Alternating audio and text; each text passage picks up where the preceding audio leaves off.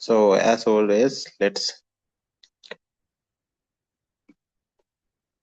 focus on meritorious deeds that we have done throughout this life and previous lives, and also the great qualities of Buddha Dhamma Sangha, so that we'll develop the correct samadhi to understand our Dhamma, eliminating all the kama, chanda, vyapada, tina, mituta, chupacha, and vichikicha that might hinder our understanding. So take a moment to focus on the great qualities of Buddha, Dhamma, and Sangha.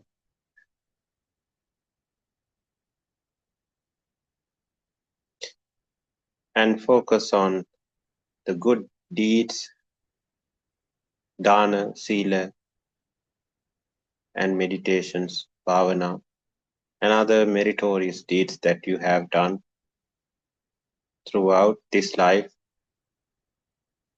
and previous lives. All the meritorious power that has generated throughout those actions may agglomerate together, creating the perfect background for everyone to understand our Dhamma. And in that great background, may everyone receive the Kalyanamita association,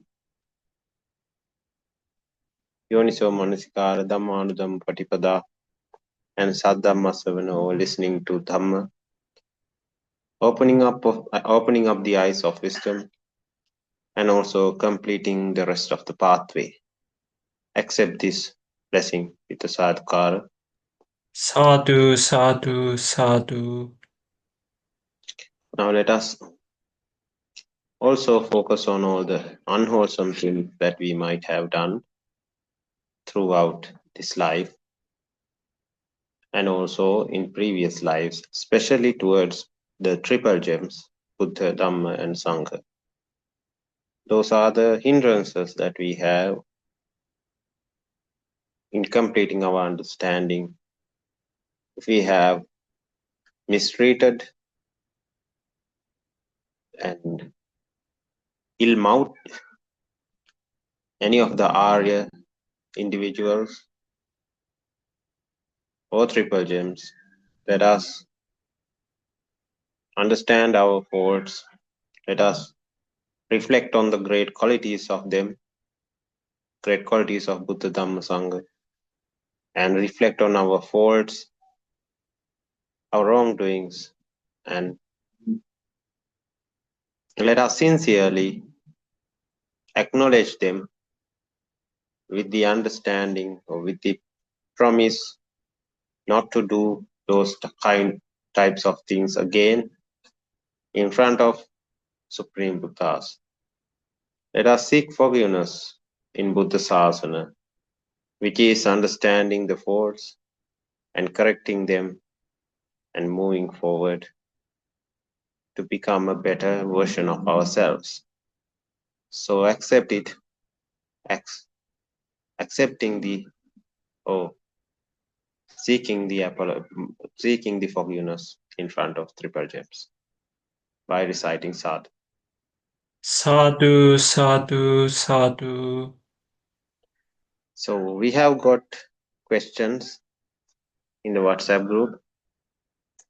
We are going to go through the questions and then we'll have this discussion based on the questions. And if you have any other questions, feel free to put those into the group or to this live chat. I'll read out these questions and then we'll move on with the discussion. So first one, what is the correct impression of asasa passasa kaya sankhara in the Chula Vedalla Sutta? And how does that relate or not relate to the practice of Satipatthana, specifically kaya anupassi viharati? How can we skillfully differentiate between the effort that truly contributes to the arising of results as a part of the course and expectation, which seems to be merely a passive hope or projection that does not participate in the actual casual process. How can we cultivate right effort without failing into subtle expectation, especially in meditation? Thank you. And there's one more thing.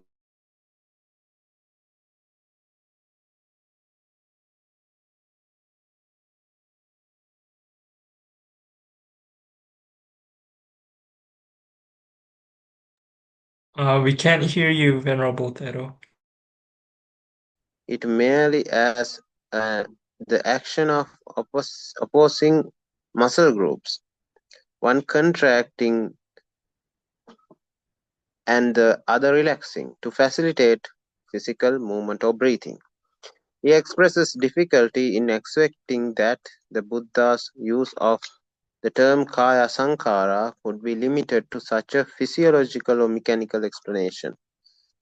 He wonders whether this interpretation overlooks a subtler or deeper aspect of kaya sankhara, particularly in relation to the practice of kaya sankhara, Satipatthana, and especially kaya kayanupassi viharati. This reaction, this is the reason for the first question. So we'll go on with what we have. Two questions are, one is a practical question and the other one is actually a theoretical, more of a theoretical question. So we have two suttas being entangled in this question. One is actually the Chullavedala Sutta and the other one is a Satipatthana Sutta. So we have to go to the context to understand the sutta actually. So where was this Chullavedala Sutta discussed? It was discussed between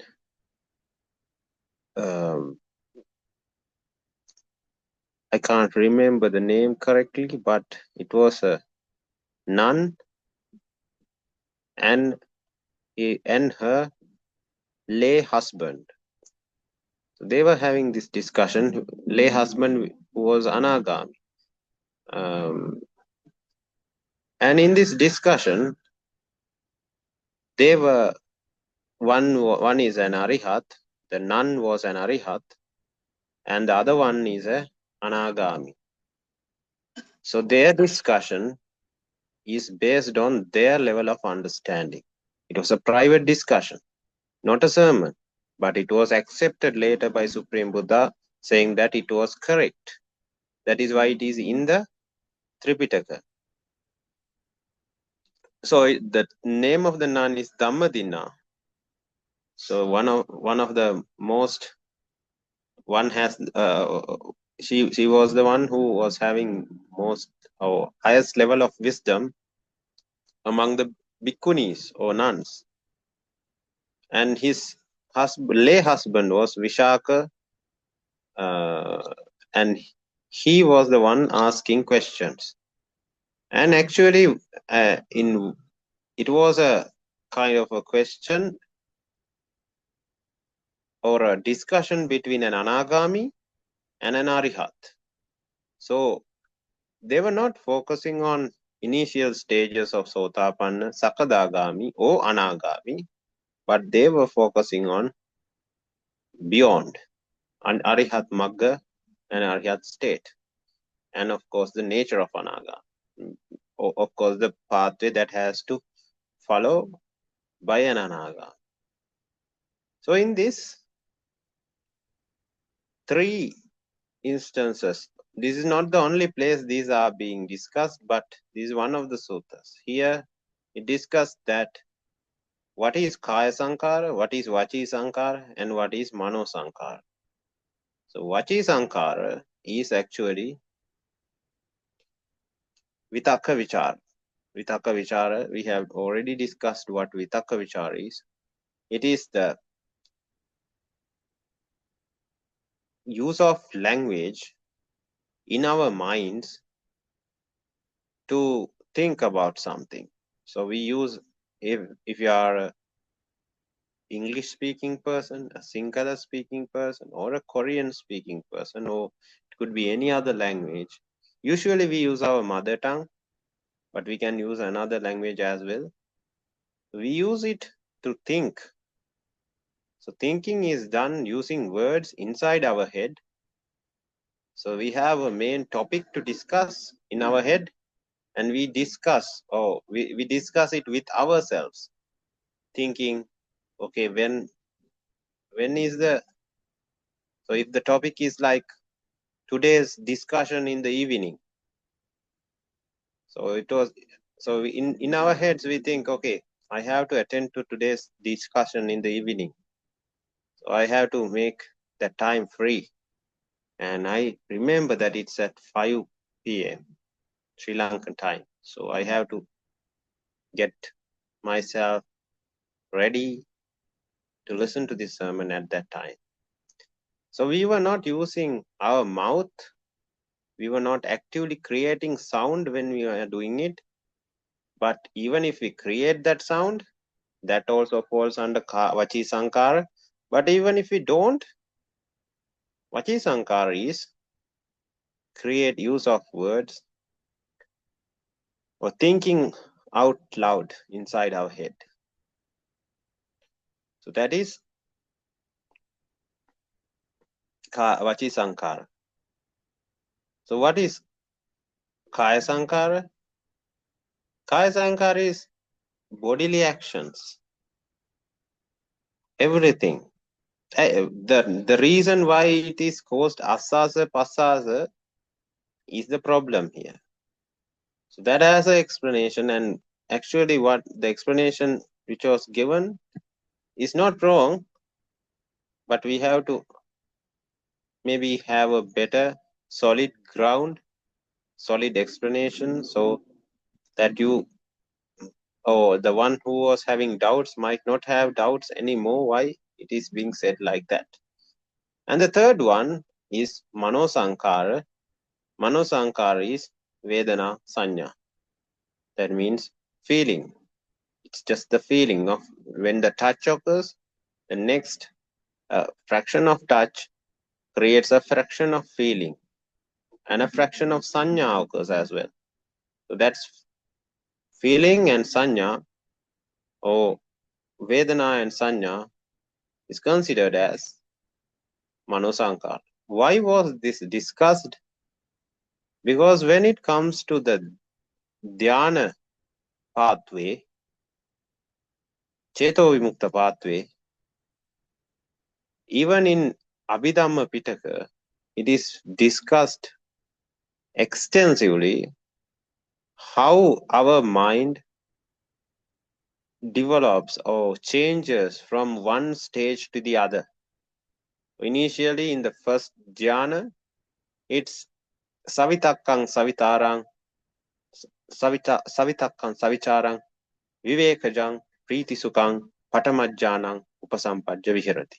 It has 5 components: savitakka, savicara, priti, sukha, ekaggata. So those are 5 components. Those are the 5 components of the first jhana. But when it comes to the second one, savitakka savicara drops. That doesn't mean it will totally stop in the weaker jhana.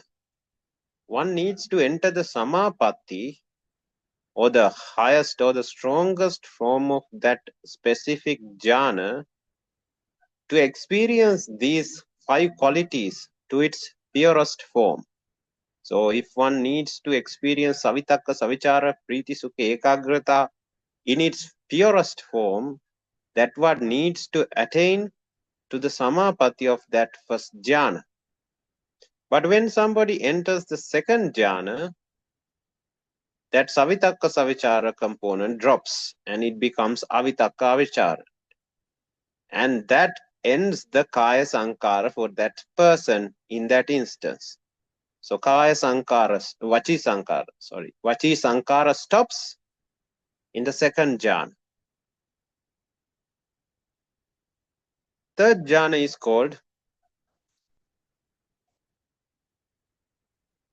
avitakka and avicara. Priti is also removed in that third jhana. Sukha ekagrata.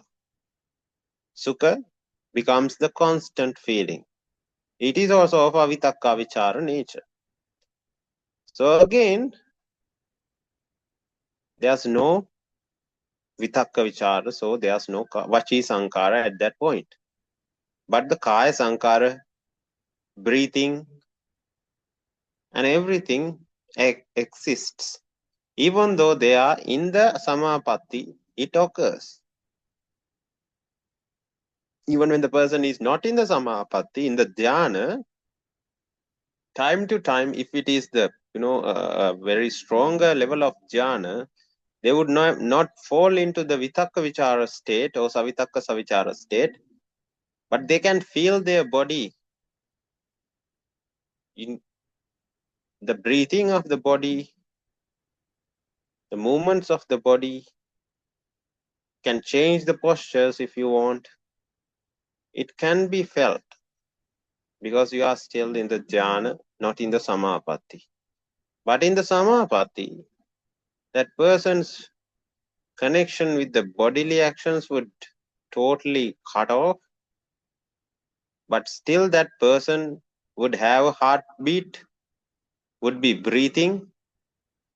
So the Kaya Sankhara, heartbeat is also a Kaya Sankhara. Breathing is also a Kaya Sankhara. Those are actually happening even though we don't recall, even though we can't access these data of our body anymore in the samapatti. In the fourth jhana, Kaya Sankhara stops. So it says even the heartbeat stops for a certain amount of time. And that's why some people think that it is in the purest form of fourth jhana, they think that it is Nirodha Samapatti, but it is not. Because you still have Vedana and Sanya inside. You are living, you feel like you are living. That feeling of life is still there. But in the weaker form of the fourth jhana, your Kaya Sankhara has reduced to its lowest level. Breathing has gone to almost zero, can have a little bit of it. And heart rate has gone almost to zero. No vitakka vicara. Now Kaya Sankhara and Vaci Sankhara has stopped fully, almost fully, depending on the strongness of the fourth jhana. But in the purest form of fourth jhana, it stops. And then it goes to Akasananchayatana, Vinyananchayatana, Akinchanyayatana, and Neva Sanya, Na Sanyayatana, which is the last samapatti, or the fourth variant of the fourth jhana, fourth and topmost variant or version of the fourth jhana. And after that, one would enter Nirodha Samapatti, ending Kaya Sankhara, Vaci Sankhara, as well as Mano Sankhara. Depending on the person's ability, or that noble one's ability, he or she might be able to enter and stay in that state to a maximum of 7 days. Depending on the person, it can differ. It could be 1 day, few hours, few minutes. So likewise, this discussion was based mainly on the jhana pathway, and it was happening between two elite individuals who had eliminated all the 5 inferior sanyojana. Sakkadita, Vichikicha, Siddhabhata, Paramasa, Kama, Raga, and Patika. All the 5 inferior sanyojanas have been eliminated by them. So they don't need to talk about those things. They are talking about the higher understanding. Ruparaga, Aruparaga. These are what they are talking about. So that is why here Kaya Sankhara is discussed. And that is why we don't find Kaya Sankhara being discussed in sermons, most of the sermons that we hear. Because it is one of the things, elite, that belongs to the elite understanding. So the difference, so why do we call it asasa pasasa Kaya Sankhara? So we can very well understand why it is called vitakka vicara in Vaci Sankhara. And we can very well understand why it is called Vedana Sanya in Mano Sankhara. But when it comes to Kaya Sankhara, it is called Asasa Pasasa. The reason is all the Kaya Sankhara that happens in the body happens in pairs. If somebody has an understanding about the anatomy of the body, they will definitely know all the organs or all the musculoskeletal system in the body has opposing pairs of muscles. If the mouth is opened, there should be another set of muscles to close it up. Otherwise, it will stay opened and we would not be able to close when a mouth is opened. When a hand or an arm is flexed, there's another set of muscles to extend the arm. When a leg is flexed, there's an opposing set of muscles to extend the leg. Likewise, all the muscles have opposing muscles that oppose the action of the previous set. So that is why it is like asas and pasas. Again, it should have a different set of muscles. Muscles that are used in inspiration is not used in expiration. Muscles that are used in expiration is not used in inspiration. So it works, or it could be the same muscle like in the case of diaphragm, but still one is used at one time, or set of one set of muscle fibers are being used in one instance, and another set of muscle fibers which are fixed in the opposite direction are being used in the other opposite action. So here when somebody breathes,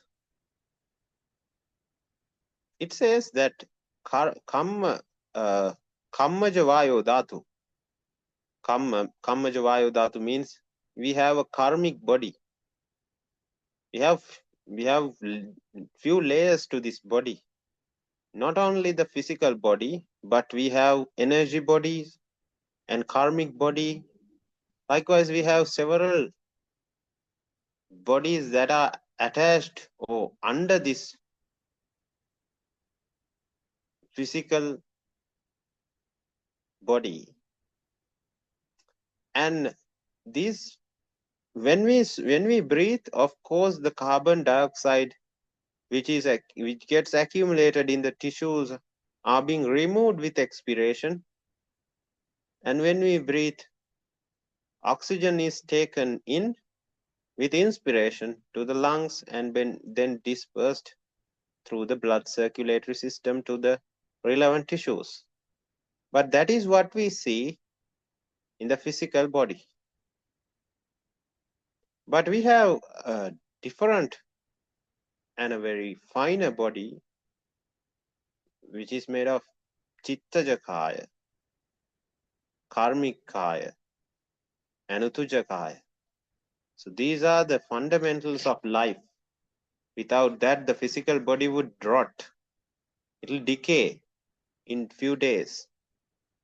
But with the help of this karmic body, chittaja body, utuja body, we are still alive because of that. So when somebody breathes, the impurities that are being collected in those bodies are also being exhaled in a finer form, in a finer way, and inhaled. Good things are being inhaled. That is why when somebody is meditating, they can focus, even in the aloka kammattanas, you focus all the black energy being exhaled with the air, and white good Buddha energy being entered through the inspiration into the body, lighting up the body. So that kind of focusing is actually doing the trick. It is actually working. When somebody is actually focusing or using their mental body, which is thinking. So when the thinking is in that manner, in that style, it actually works in removing the impurities out of the body and filling it with good and white energies. So that is one of the mechanisms that we might not know that exists with science. And the other thing is, it's true that our body works, or the musculoskeletal system, it works through the nerve signals that is coming out of the central nervous system or the brain. So brain chemical changes and neuronal changes, electric signals that are being carried out to these muscles through the nerves, give the commands to the muscles to contract and to relax. So, for example, if we talk about biceps and triceps, which are the set of muscles that has opposing actions, then that pivots or that does the action of flexion and extension of the arm. So in that case also, so the nerves in physical understand or scientific approach, we say it's nervous signals. But a dead body would not work and would not be able to live without these finer bodies. So of course, our mind is not represented in the physical body. It is a finer form. So we know that we think when we do that. So there should be a connection with the finer mind, which is not a physical representation. So the mental and physical component is actually linked with these few layers of karmic body, chittaja body, utuja body, and everything, and the energy body, everything. So if the command is coming from a very finer dimension, so we can understand that it should have a finer explanation as well. So in that finer explanation, it says karmic vayo dhatu is what helps in the extension and flexion of the arm. So in one aspect, it fills karmaja vayo dhatu to the bicep, and it removes the karmic vayo dhatu from the tricep. So when it is filled, it tends to flex, or the contraction happens in the bicep and extension happens or relaxation happens in the tricep, resulting in the flexion of the arm. So that is why when these were not actually needed to be explained in the previous days, because everybody knew, because they had that ability to see these things to an extent with the higher abilities they have acquired. So that is why they were just casually talking these things. But now we have to go through the basis as well, through the mechanisms as well, because these are very new things to us in this world. So asasa pasasa is actually that action. So it has this, it is like a comparison. So asasa pasasa has the same effect of opposing actions, same effect of removing carbon dioxide and filling oxygen. So likewise, removing the karmic vayu dhatu from one muscle and filling the karmic vayu dhatu to another in an opposing way to oppositely fixed muscle groups actually helps in the extension and the flexion of these joints. So if you think about all the joints and all the actions that are being controlled by muscles, it's all the same. So Kaya Sankhara is actually that. So that is why it is called Kaya Sankhara is Asasa Pasasa. So then what is about Satipatthana? Satipatthana is, again we have to go to the context. Satipatthana is a sermon done by Supreme Buddha to the monks newly. He doesn't need to preach that Satipatthana Sutta to elite monks who have already attained anagami or arihat states. It was focused on monks who have newly entered the sasana.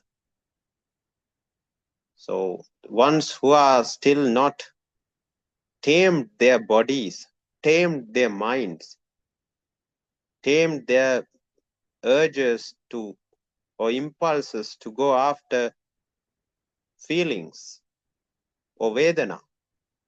So kaya anupasana is to tame their body, chitta anupasana is to tame their mind, vedana anupasana is to tame their mind again, to not act on the impulses and urges that they might get through the feelings of vedana. Dhamma anupasana is to increase their Dhamma understanding or Dhamma thinking ability, to practice it and to master it and to see it through the eyes of Dhamma. Dhamma anupasana is something like that. So this was a very comprehensive account or a discourse that was given to the newly ordained monks who enters the Buddha Sasana to become elite in no time by practicing a very structured schedule or a structured methodology. So that those two discussions are totally different from one another, even in the context. So Kaya Anupassana in that way is actually to tame the Kaya component or the bodily component. So when one this is of course to the people who have already understood Dhamma. Satipatthana is not for an individual who has not understood Dhamma. One needs to understand the Four Noble Truths, anicca, dukkha, anatta, and open up the eyes of wisdom, or samma, ditti. So after one opens up the eyes of wisdom or develops samma ditti in oneself, then one needs to practice it. Oh, one needs to remove all the bad habits of raga, dosa, moha, especially raga and dosa, especially abhijja and domanassa. That is why it says kaya kaya anupassi viharati atapi sampajano satima vinaya loke abhijja and domanassa. So it's focused on abhijja and domanassa. Satipatthana is to remove abhijja and domanassa. It will help in developing jhana, but it is not focused on jhana itself. It focused on disciplining creating the background for the development of jhana. If one doesn't have correct satipatthana, if one is not taming their bodily actions, their mind, their words, or in other words, trividha sucharita, or taming of mind, body, and words, if that was not done, the background is not correct to develop samadhi. So this is actually a bridging desana, or a bridging discourse that bridges the initial understanding of Dhamma, or opening up of the eyes of wisdom, and the jhana pathway. Even if one develops jhana or not, satipatthana is a must. Without developing the satipatthana, chattaro satipatthana, or 4 components of satipatthana, one would not be able to progress in the Arya pathway effectively. It will take ages for that person to progress in the Arya pathway. So in Kayanupassana, true that the word Kaya is being used in these 2 instances, but Kayanupassana is something else. Kayanupassana focuses on bodily actions, like in the case of Iriyapatapabba, and like in the case of Sampajana. It focuses on bodily actions. And also there are other pabbas like Namasivatika, Dhatu Manasikara, Dvatinsakara Manasikara, etc. So these things focus on any defilements that might develop through the body. So because Kayanupassana focuses on the Kaya, or the body, so drop that and let's think like this. So from where does defilement starts developing? From our bodily actions. There's no other way to develop defilements. From our own use of words, that's where defilements occur. From our own thoughts, that's where defilements occur. So these are called the 3 doors. So if we guard these 3 doors, if we close these 3 doors for raga, dosa, and moha, then that itself is the Satipatthana. So in Satipatthana Sutta, it is divided into 4 components. One set of people are more attached to, one set of people develops defilements more through the body, through bodily actions, and through body, or the physical body itself.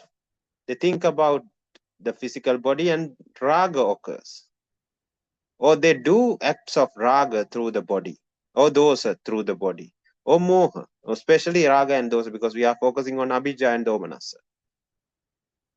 So if the bodily actions are the problem, that those individuals would take sampajana pabba or iriyapata pabba. So they are thinking about their own postures, maintaining of postures. Why did I stand?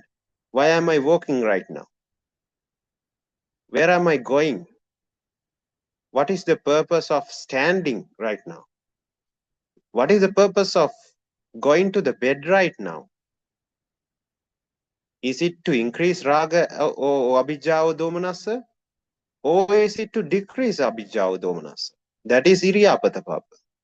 And then sampajanna pabba, a more finer form of that.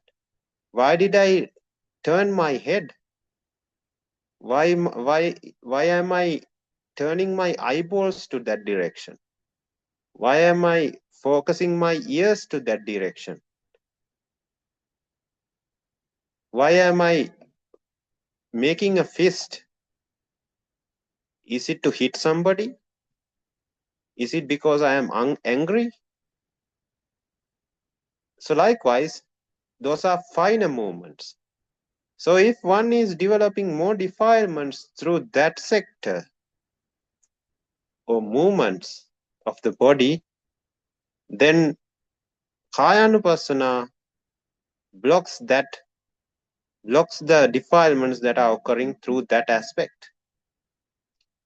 It is not the only way that one develops defilements through the body. One would just look at the image or the shape of the body, the color of the body, and then it'll develop abhijja and domanassa for them. One goes in front of the mirror and sees their own body and thinks, okay, I have gotten older.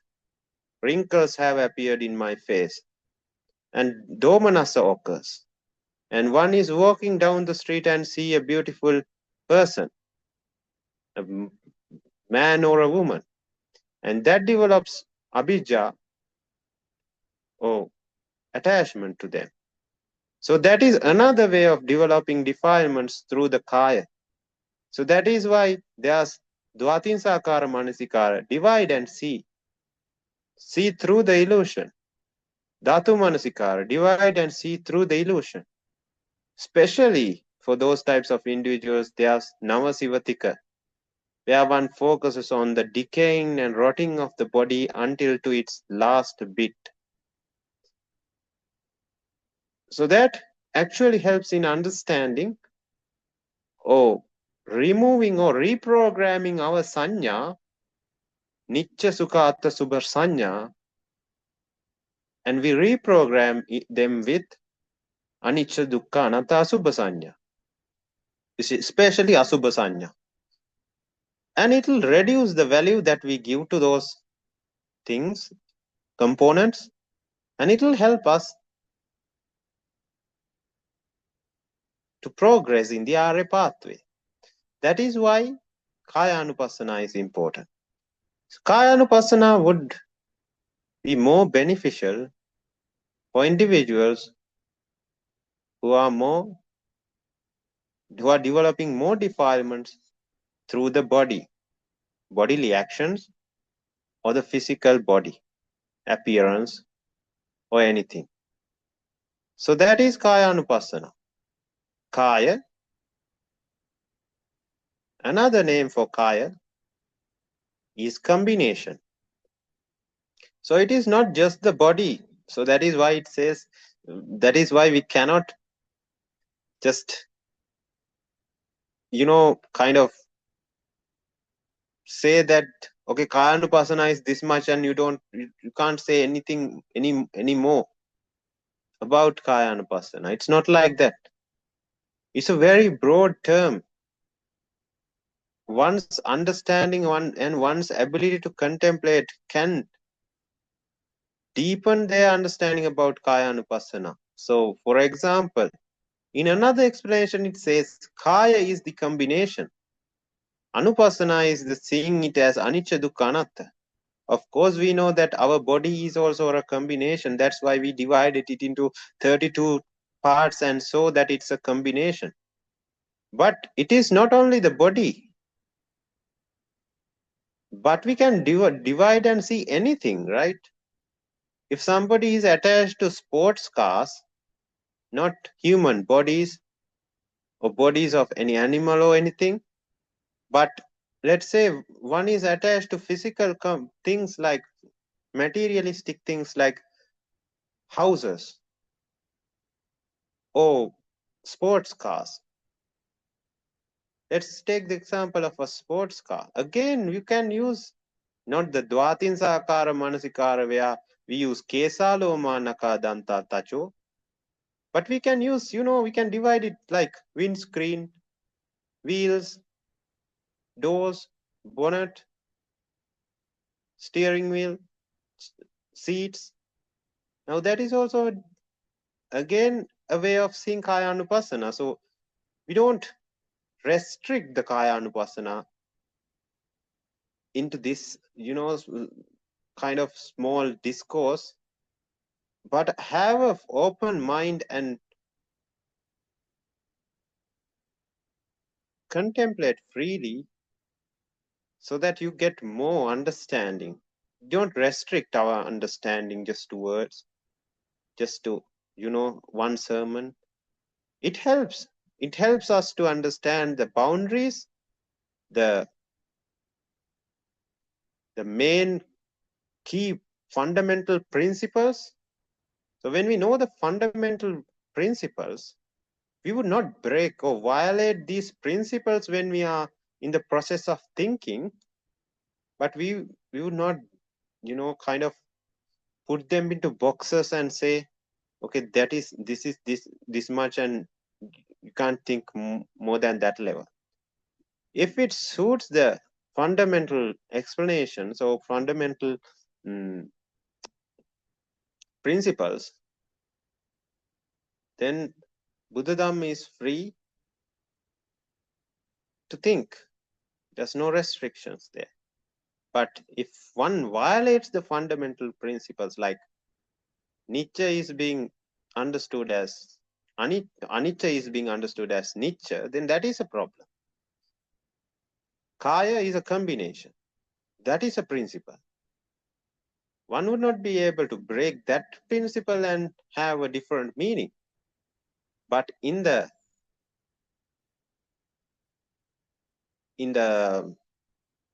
contemplation, we can have a flexibility within the limits.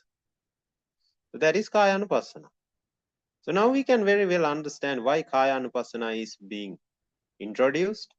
It is to discipline and to close the doors, the main three doors.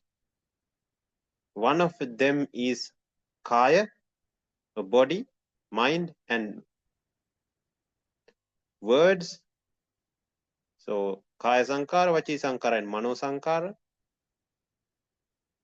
So that is what needs to be inspected and protected. So that is what Kaya Anupassana aims. Now Vedana Anupassana, on the other hand, focuses on Vedana. So there are other individuals that do not think about the physical component, but they are more focused on Vedana. See, there are individuals who focuses on the appearance of the food. They like when it is eye appealing, when it is, has a rich color to it.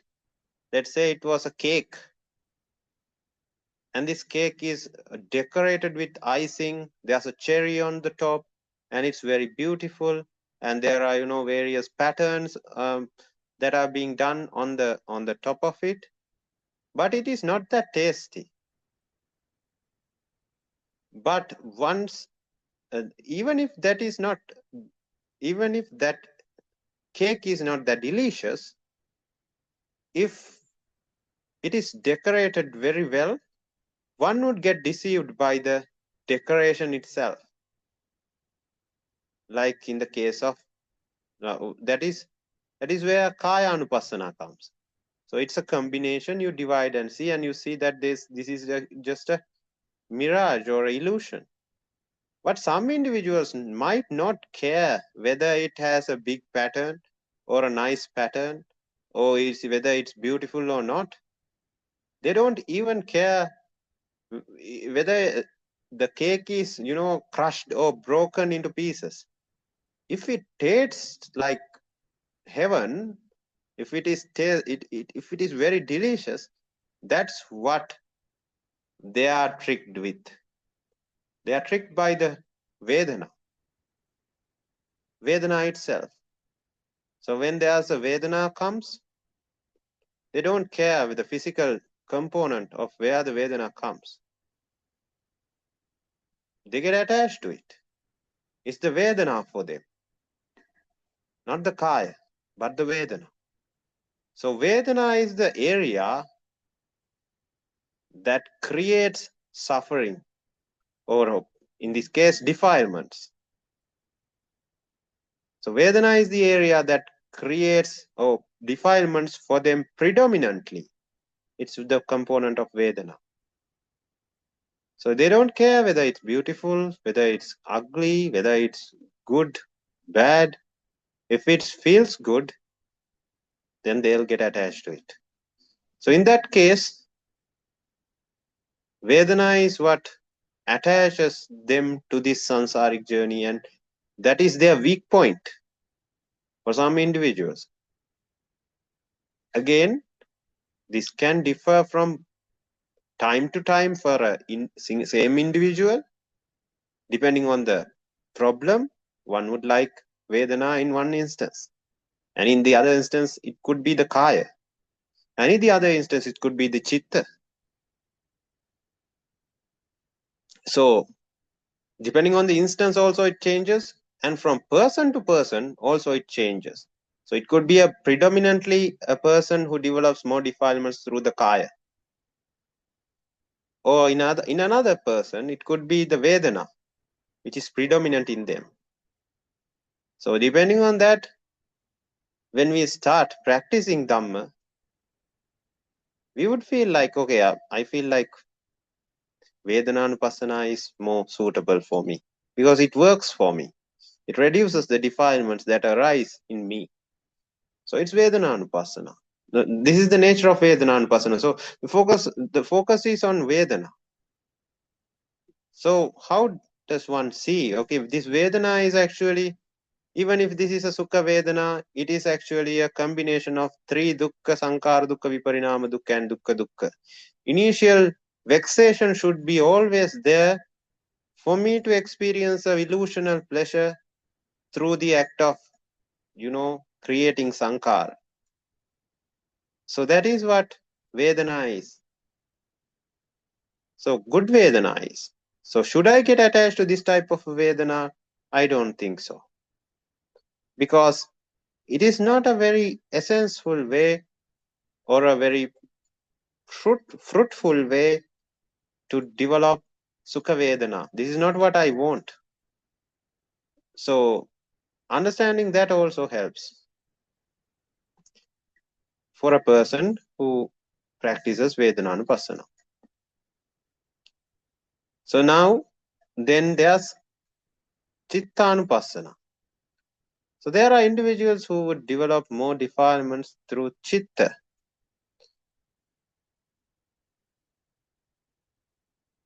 So for those types of individuals, one would practice Chittanupassana. They would focus on their mind and, kind of look over or look into the thought process and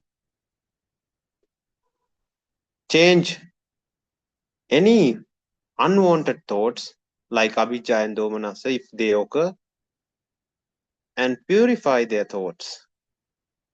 That is Chitta Anupassana. So use anicca dukkha anatta in the domain of Chitta. So that is Chitta Anupassana. Oh, again, there are individuals think more and develop more defilements through the component of Chitta. They do not enact those thinkings. So again, could be individuals, could be single instances. Depending on the instance also, it changes. So we all have to use all four components depending on the context, depending on the need. Dhammanupassana is actually too, because we are very new to Dhamma. we have these templates that are being given to us through the discourses, like the template of Pancha Nivaran, Kama, Chanda, Vyapada, Tina, Midu, Dachu, Vichikicca. Like the template of Panchaskanda, Rupa, Vedana, Sanya, Sankara, Vinyana. So even though we have understood it, even though we know them in and out, we do not use it on a day-to-day basis. We would not be able to use them, you get the practical benefit of it. So what we do with Dhammanupassana, we use Dhamma to reduce defilements, because Dhamma is like the cure that treats the disease of samsara. So to reduce the disease of abhijja and disease of domanassa in all three components, kaya, vaci, and mano, we use Dhammanupassana. As soon as we are able to recognize whether this is kama chanda or vyapada or tina midda, uddachukkucha and vichikicca, when we are able to think in that way, we would be able to label it in an instance. Okay, this is kama chanda that occurred. Then we know where to do, because we know kama chanda is bad. We know for kama chanda it's asubha that we have to take. So now we use Dhamma. Dhamma is being used to tackle this problem. So this is actually the Satipatthana in a very, very, this is an overview of Satipatthana, not a deep discussion. But this is actually enough for somebody to understand Satipatthana. The fundamental thing is, after the initial understanding of Dhamma, or the opening up of wisdom, then one needs to kind of practice what we have already understood, because the practice is so out of so different from our original understanding, because we understood initially the world as Nitya Sukha Subha, and now somebody is telling us that the world is Anicca Dukkha Anatta Asubha, and of course we are understanding it 100%, but since our initial understanding is 180 degrees opposite to what we understand right now, our whole life was built on a lie, and our whole habits and our whole kind of doings, thinking patterns, talking patterns, everything was built on Nitya Sukha Subha.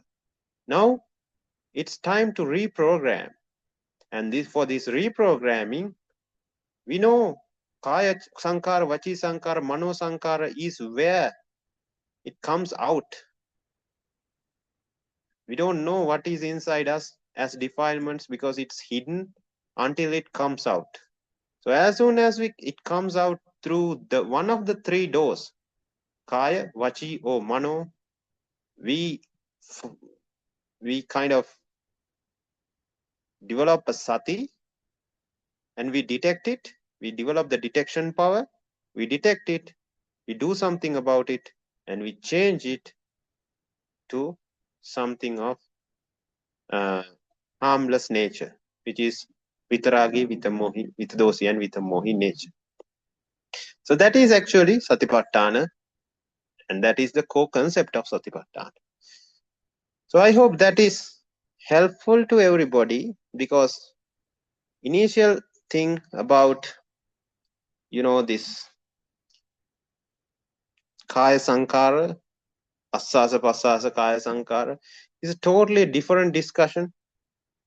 And this Satipatthana, Kaya, of course the word Kaya is being used in both instances, but for a totally different purpose. So that is the theoretical part of it. Now we will discuss the more practical question. And that is a very good question actually.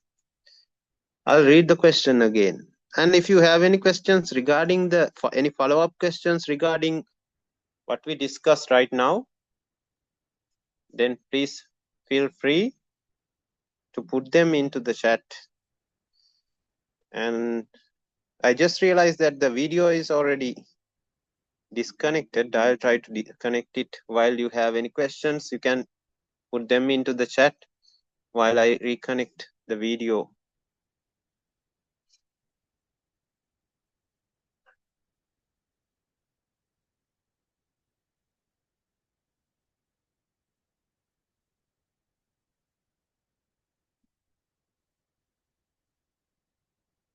Recording in progress.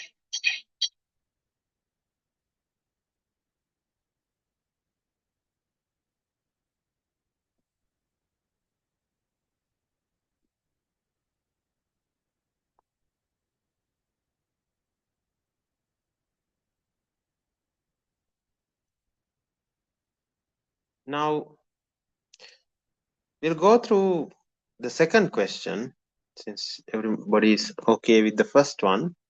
How can we skillfully differentiate between effort that truly contributes to the arising of results as a part of the cause and expectation, which seems to be merely a passive hope or projection that does not participate in the actual causal process?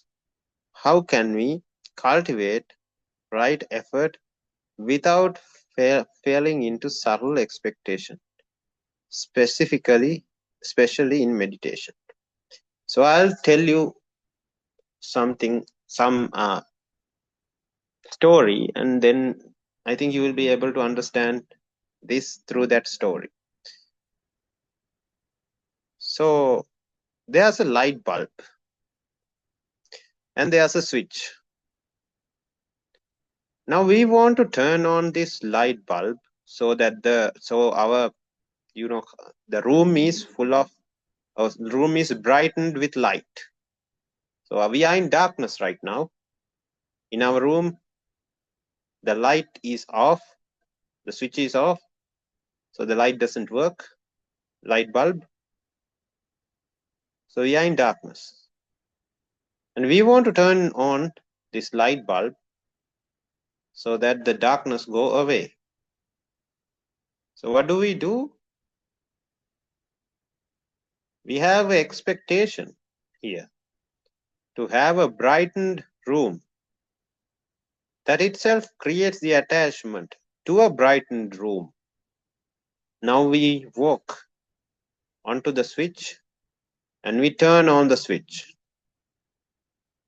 The problem is there's no current in the system. There's a power cut. There's a blackout in the area. So the bulb doesn't, or the circuit doesn't work because there's no electricity. And now, what was the result of that? Hetum paticca sambhutang.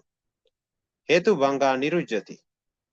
So there were no hetu or causes. So then, as a result, it did not manifest. So no manifestation of light. On the other hand, expectation created attachment and we have suffering.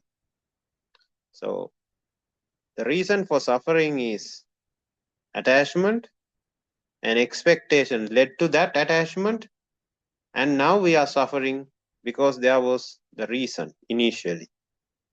Now we are suffering. Oh, what is this? There was a power cut. Now I have to stay in the darkness. Very good.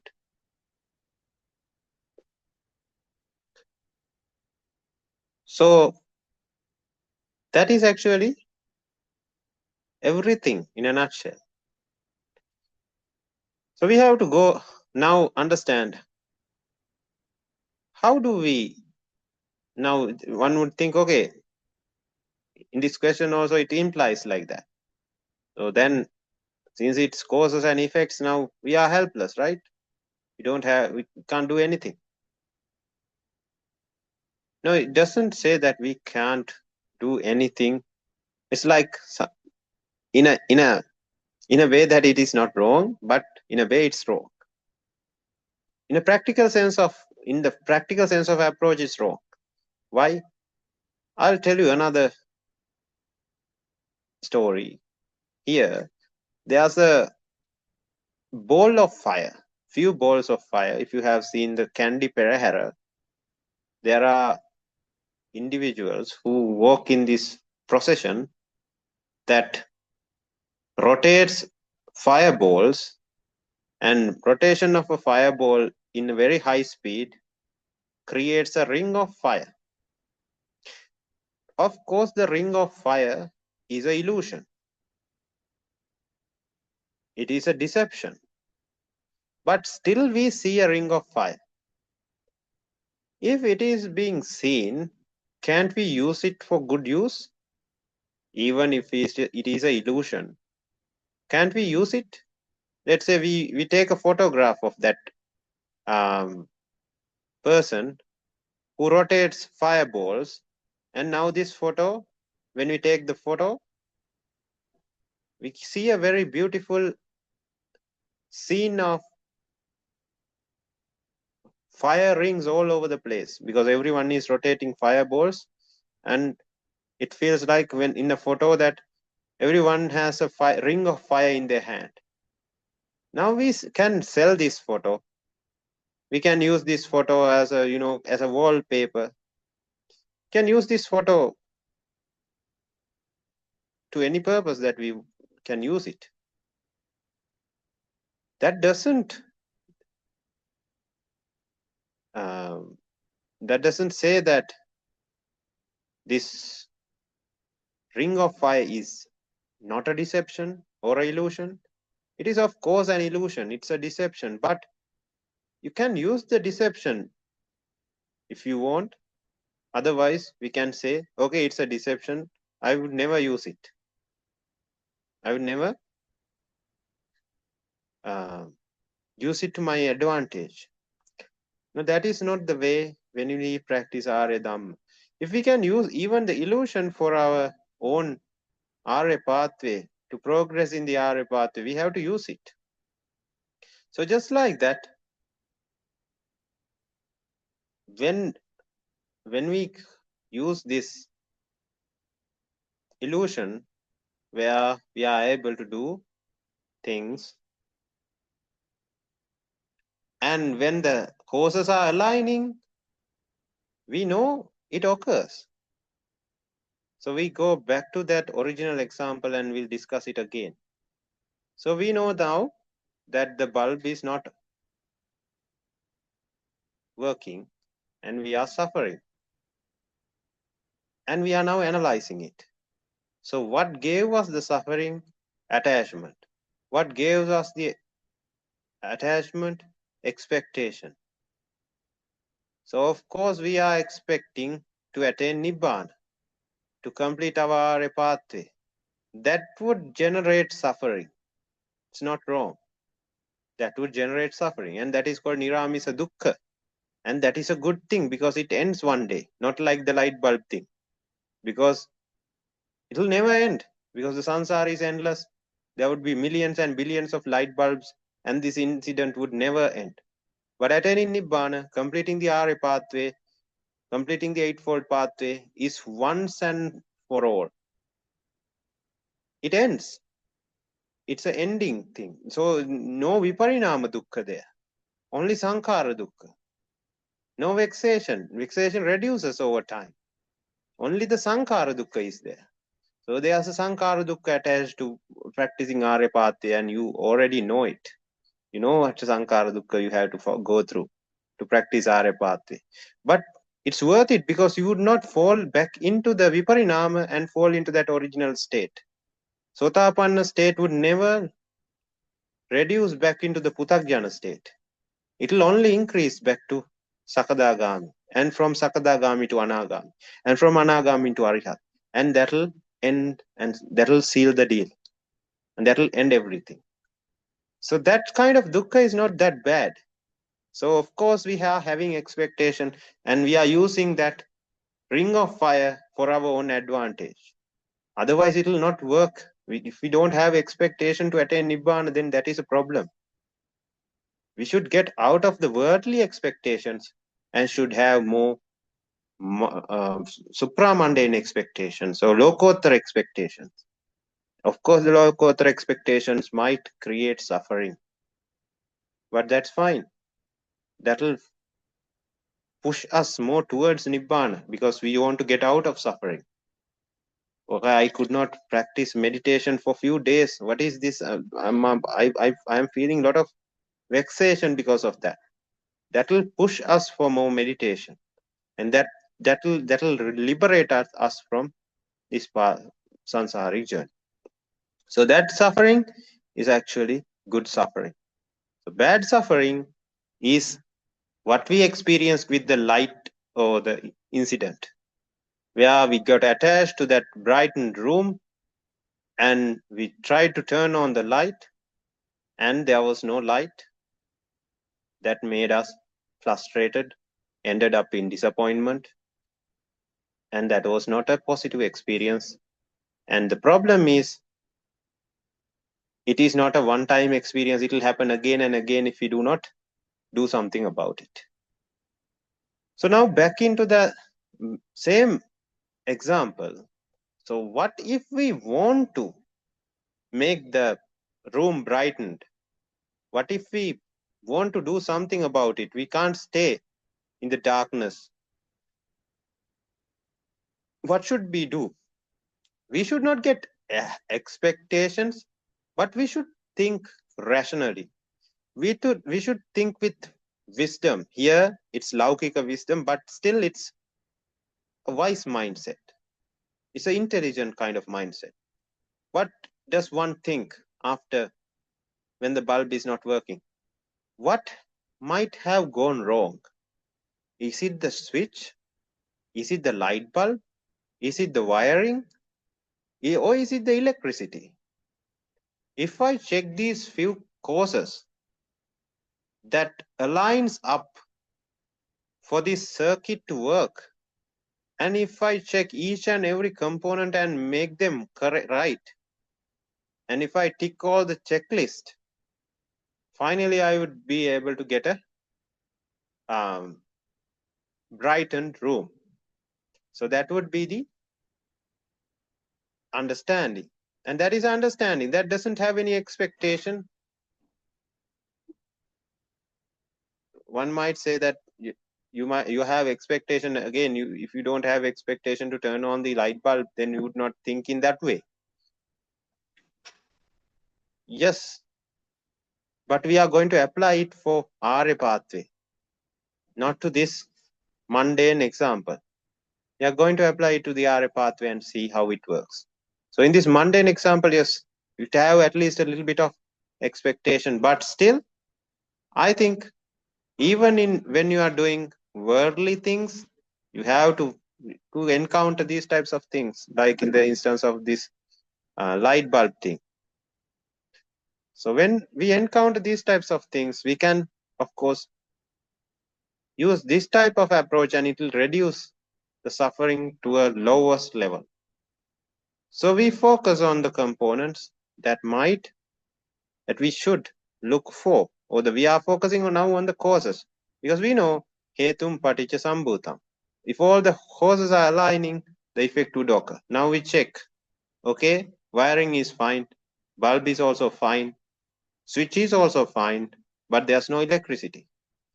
So you call the electricity board and they say, okay, we'll look into the matter, and maybe in 1 hour, 15 minutes, they find the problem and they correct it, and now there's current. And when you when you now turn on the light bulb, it works and the room get brightened. Now we know hetum paticca sambhutam. All the causes were aligning, so the effect occurred. Just like that, now we are applying this whole thing to the Arya pathway. So for our own advantage, Supreme Buddha has explained all the causes, because he has the sarvatta jnana, or the ultimate wisdom. He can see all the causes that needs to be aligned. And these causes are samma ditti, samma sankappa, samma vaca, samma kamman, samma ajiva, samma vayama, and samma sati, samma samadhi. So these are 8 causes. There is no 9th cause. So in our checklist, we have to only check these 8 components. Even we like it, even we have an expectation, or even we don't have an expectation, even we like it, even we don't like it, that doesn't matter. If all these 8 components are aligned, samma jnana and samma vimukti will definitely occur.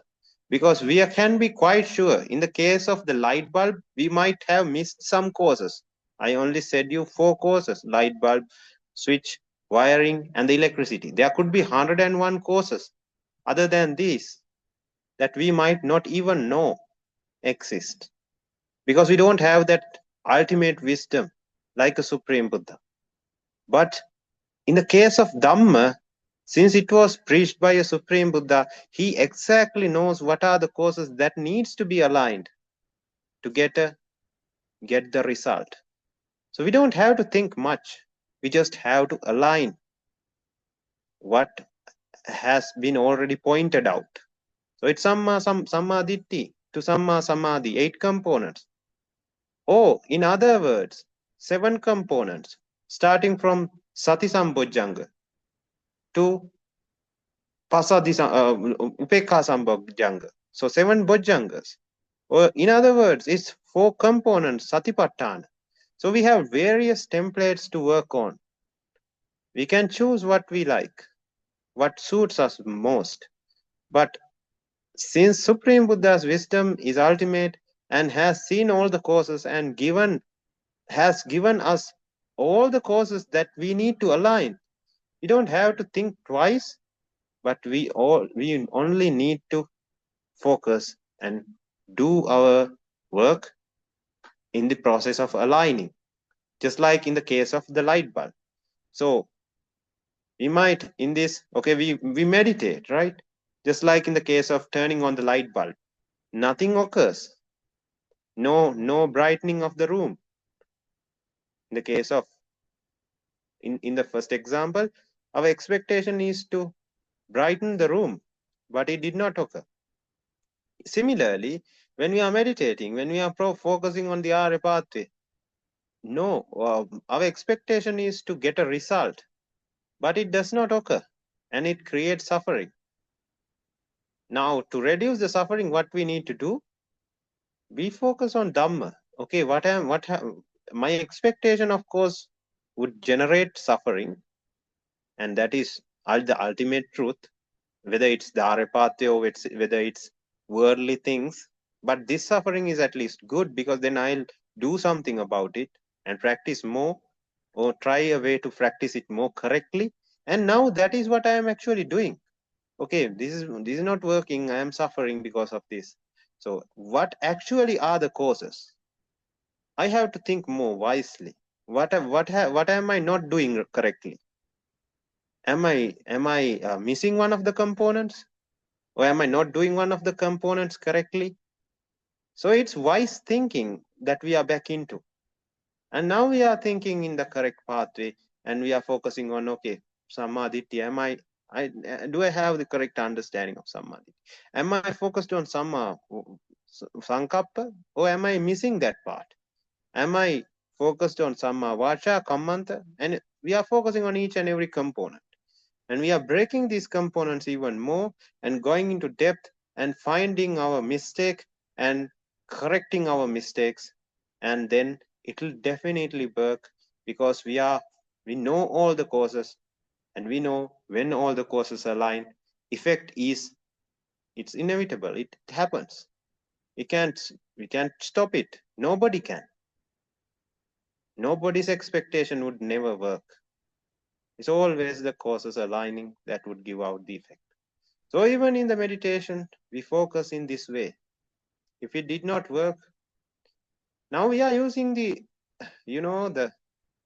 the illusion of expectation to our own benefit. We are not using it to pursue towards worldly things, but we are using it to attain Nibbana. So that is called samma vayam. So it's like we are in the ocean and there's a water current, and we are actually has trapped. We have got trapped in this water current.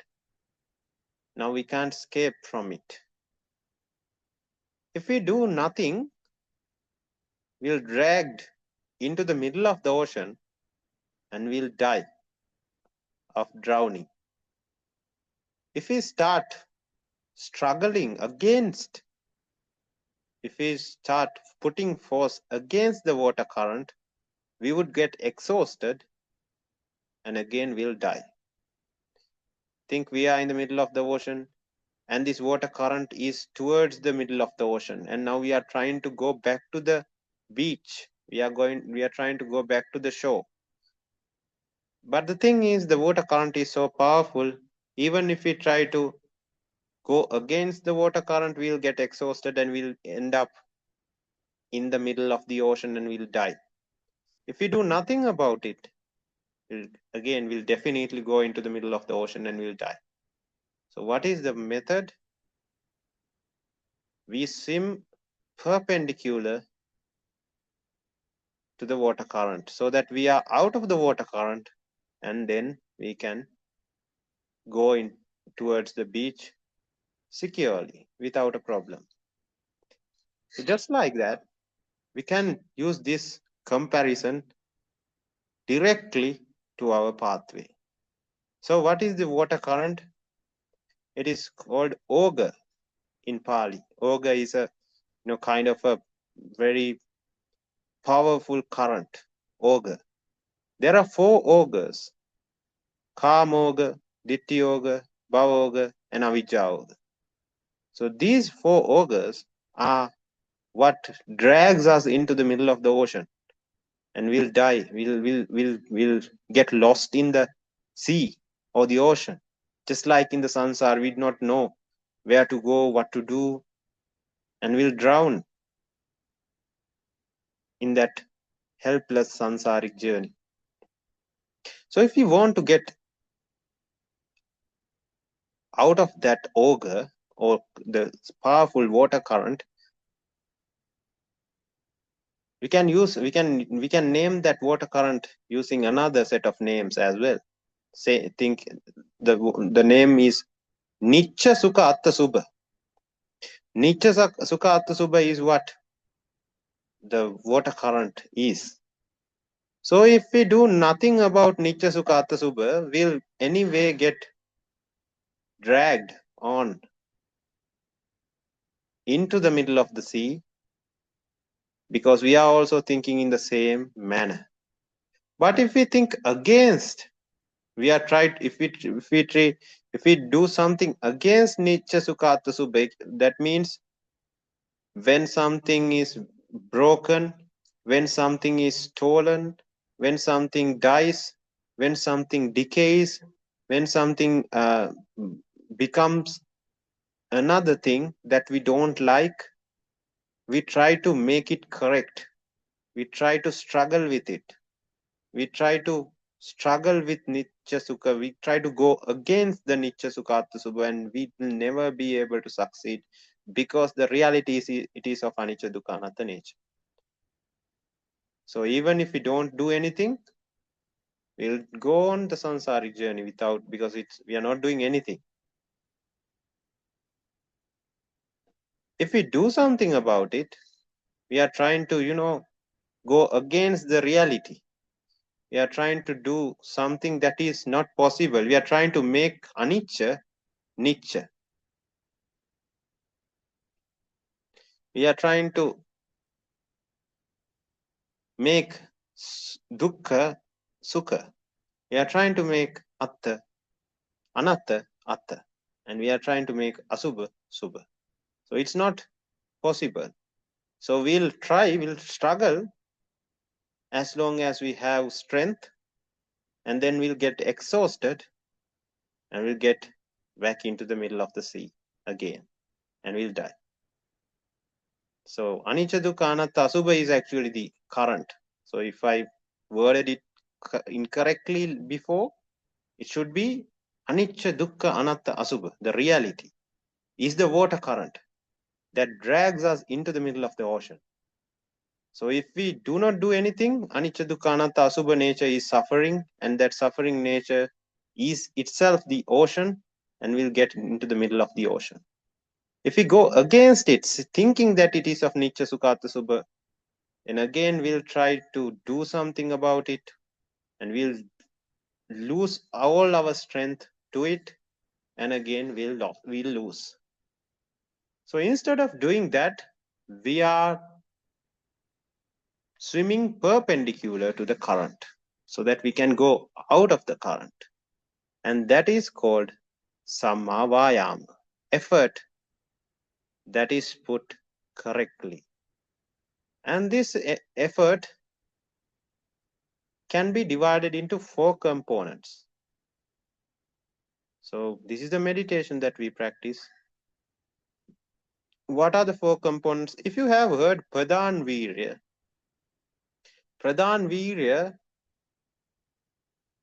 is actually the effort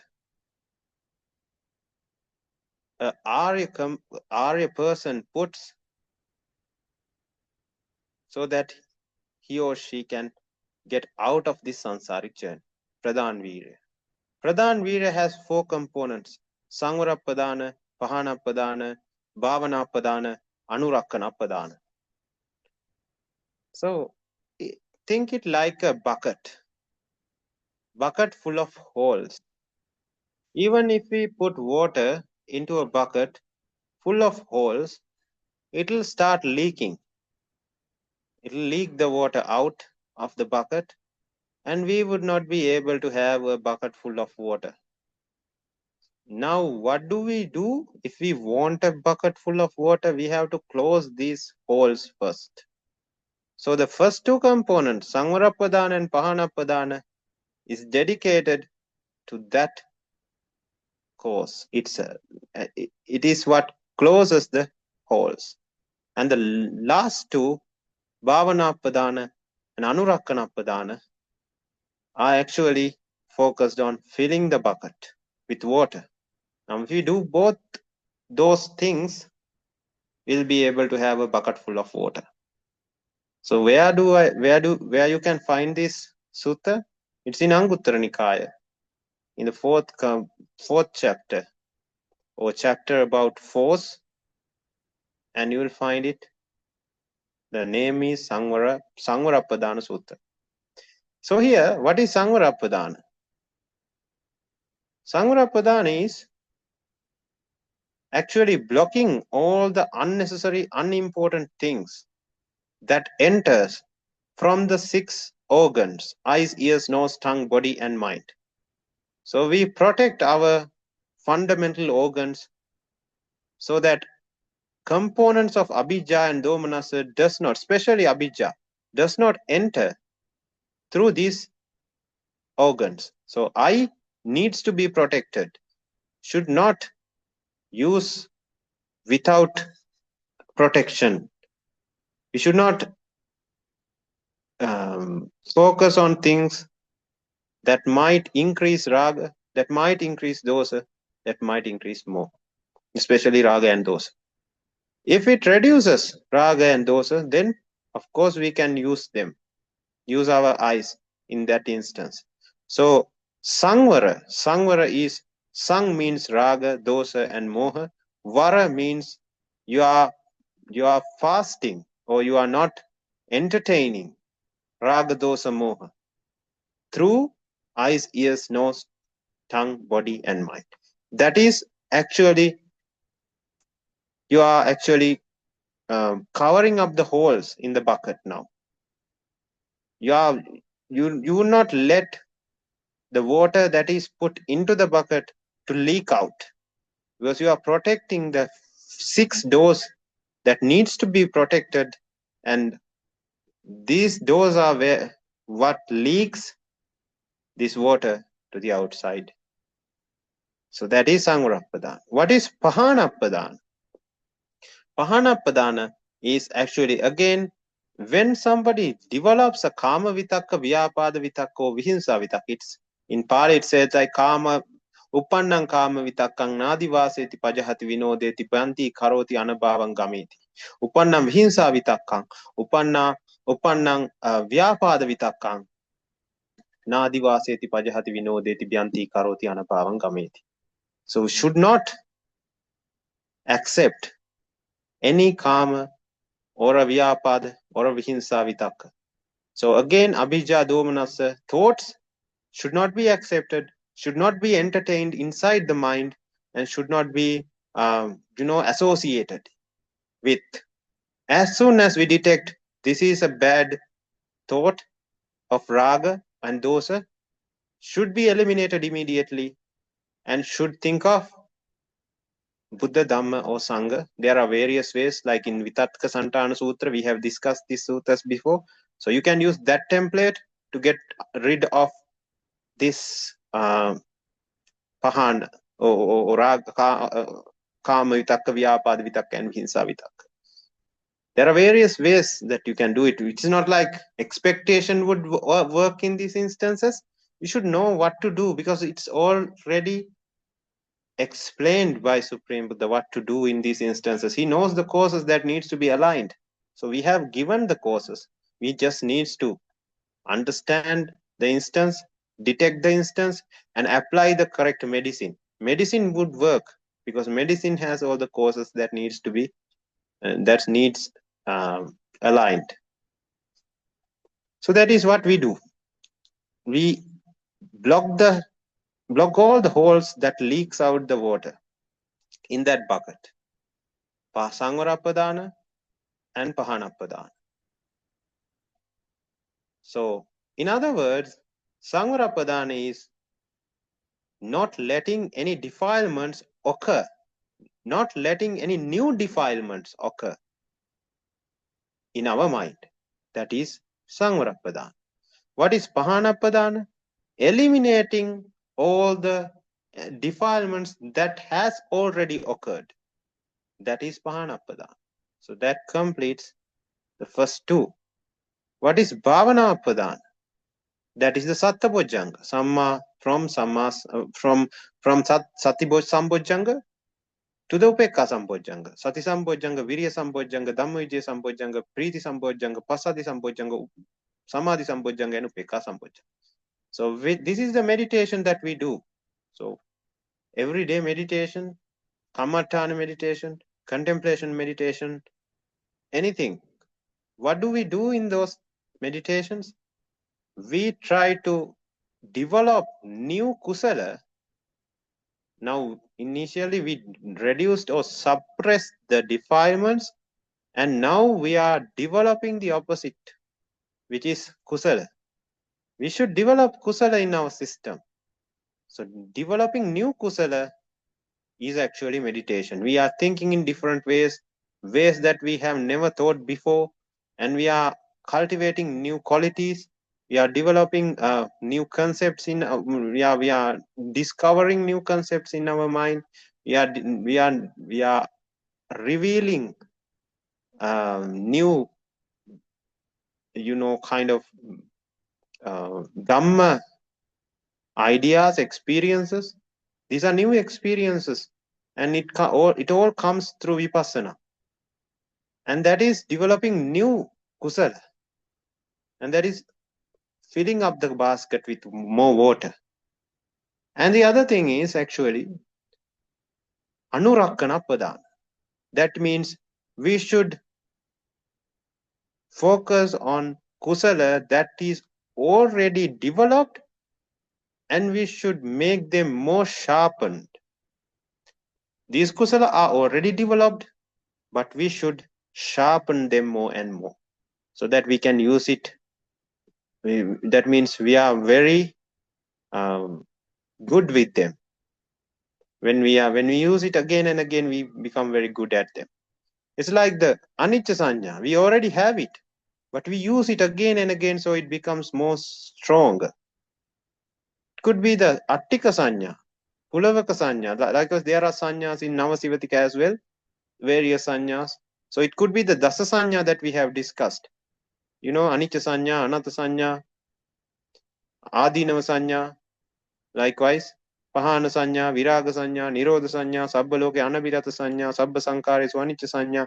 So likewise, there are sanyas that we have already known, already have tasted. Even though we have tasted these sanyas, we should work on them more and more so that these sanyas become more powerful. So that is, first one is developing new kusala. This is working on already developed kusala to make them more stronger. So this is actually samma vayama, and actually that is called this. In other words, this is called samma vayama, and in this explanation, it is called padana virya. Padan virya. So this is what we have to focus on. So the thing is, while we are practicing this Arya pathway, we fall into the trap of avijja. Then we start, instead of swimming perpendicularly to the current, we forget it. We forgot that sometimes we forget that we have to kind of swim perpendicularly, and we try to go against the current again, thinking that we can practice our pathway according to our expectation.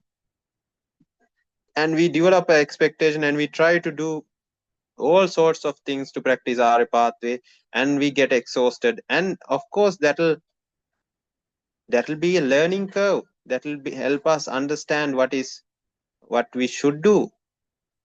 And it'll be a learning experience.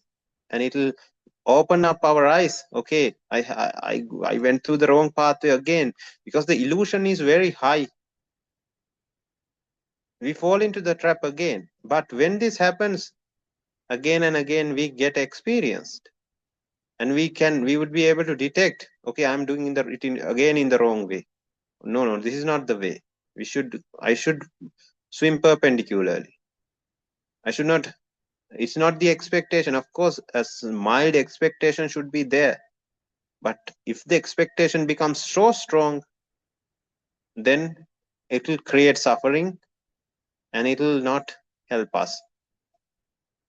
Expectation should be there, but we know expectation is not what gives us the results. It is the aligning of causes. So I should align the causes, and the expected result would come, because it is the mechanism. Hetum paticca sambhutam is the mechanism.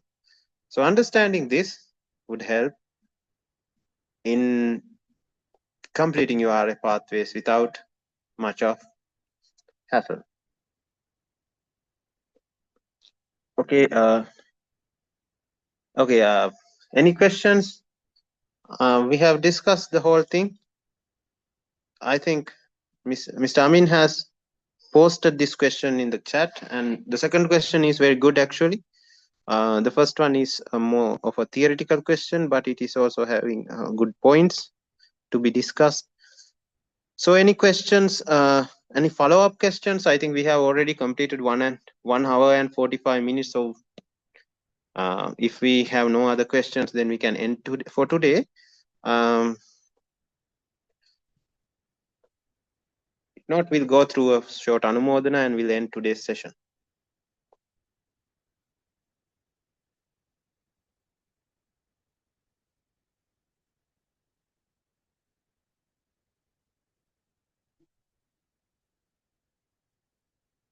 Okay, so seems like there's no other questions.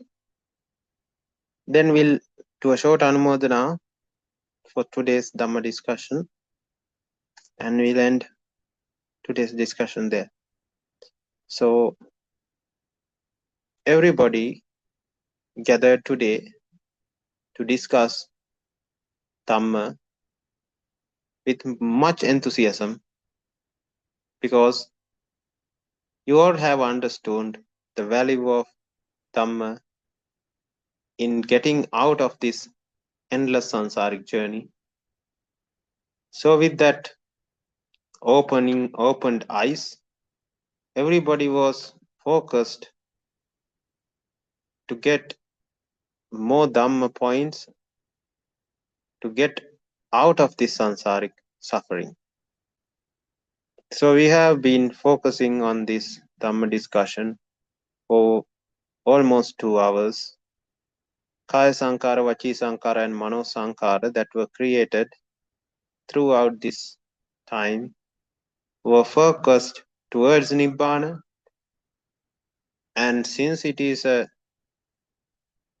very high meritorious power, because as stated in Mahavibhanga Sutta, not Mahavibhanga, the what do you call it, the Dakkinavibhanga Sutta, contemplating on anicca is the highest meritorious power that one can receive, especially to develop wisdom, because it increases wisdom right now and helps in the development of wisdom in the future as well. So with that much of meritorious power, may everyone be able to complete their Arya pathways. All the hindrances, barriers and obstacles you have in your Arya pathways, in your completion of the Arya pathway, may get diminished, and may everyone receive the Arya companionship that everyone deserves, and may everyone be able to open up the eyes of wisdom, and may everyone be able to complete the eightfold pathway, the noble eightfold pathway, ending this suffering sansaric journey, attaining Nibbana. Accept this blessing with the sadhukara. Sadhu, sadhu, sadhu. Now let us transfer these merits to all the sentient beings, especially the ones who helped us in this sansaric journey. Deceased relations of us in this life and previous lives, our parents, teachers, ones who gave us jobs, ones who were along with us, like spouses, children, neighbors, relations, and also ones who constructed and maintains the infrastructure, houses, and all the other physical things that we use. Also, the ones who were hurt and harmed by our own actions, and also everyone who are having sansaric bonds with us. God deities who controls this world for a better worldly outcome, and also deities that practice supreme Dhamma, and Brahma gods and all the sentient beings in the universe. Let us transfer this meritorious power to all of them, regardless of their current state of being, irrespective of wherever they are in this universe. If they are in miserable places, may they refrain from doing sins. May they replace those sins with meritorious deeds, and may they lead happy lives, ultimately understanding the reality of the world, attaining the supreme bliss of Nibbana. Transfer this meritorious power to all of them with metta and kindness, with this sadhukara. Sadhu, sadhu, sadhu. Sadhu. So we'll end today's discussion, and at the end of the discussion, I'll be reciting this Pali stanza, helping everyone or wishing everyone with long life, power, skills, and wisdom, ultimately Nibbana. Abhivadana Sirisa Nichang Vaddhapichayano Chattaro Dhamma Vaddanti Yayuvanno Sukham Balang Ayurarogya Sampatti Sagga Sampatti Mevacha Ato Nibbana Sampatti Minate Samichatu. May you attain the supreme bliss of Nibbana.